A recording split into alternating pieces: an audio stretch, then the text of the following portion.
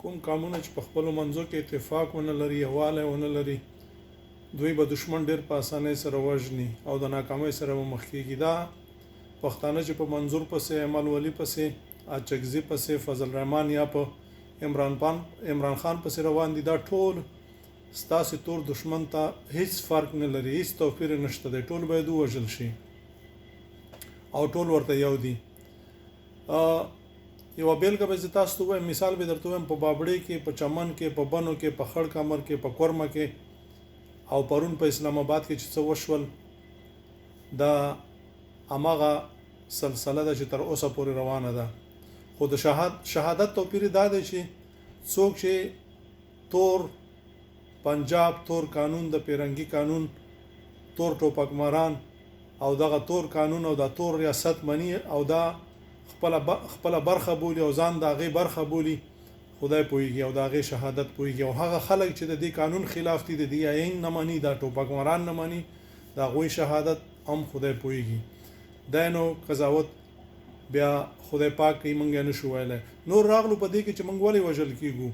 که موږ تاسو وګورو په ټولې نړۍ کې په کفري هیوادونو کې چې د مسلمان سره ظلم وشي، په پښتونخوا کې خصوصا مولایان، مفتیان، تبلیغیان، قاریان، حافظان، مدرسو والا او تش مسلمانان ټول په مخ باندې راوځي چې په مسلمان باندې ظلم شوی دی. خو په تور ریاست کې، د پیرنګي په ریاست کې چې کله داسې کېږي، یو مولا نه راپاسي، یو مسلمان نه راپاسي او په دې باندې نه مظاهرې کېږي او نه د دې غندنه کېږي. موږ او تاسو په دې باندې پوهېږو چې دا ولې؟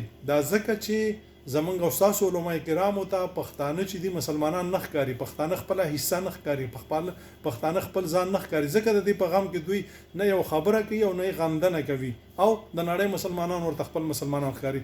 دا یو بل بحث دی. خو راغلو په دې کې چې موږ ولې سپک یو، موږ ولې وژل کېږو. د بابړې نه واخله تر پرون تر اسلام آباده پورې چې په اسلام آباد کې په سلګونه پښتانه ووژل شو، داسې په ظلم او داسې په جبر باندې ووژل شو چې په فلسطین کې داسې نه کېږي.